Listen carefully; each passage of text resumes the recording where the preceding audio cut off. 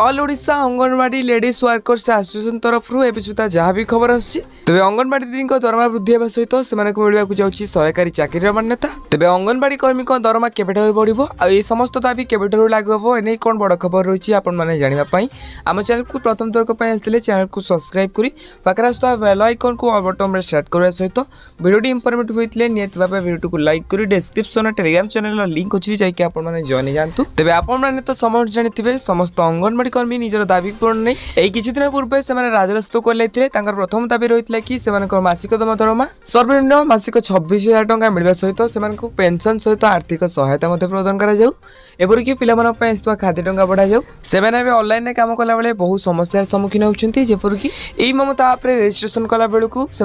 वर्षन change होती असुविधा होती पोषण ट्राकिंग कर असुविधा होती वर्षन चेंज होती मोबाइल ठीक से काम देनी यह सरकार पाखे दाबी करते कि नुआ मोबाइल फोन मिलू हेले सरकार कहते आर वर्ष से नुआ फोन देवे बोली किंतु एपर्यंत भी से नुआ फोन मिलूना। तेबे एबे विशेष सूत्र जहाँ भी खबर मिलूँ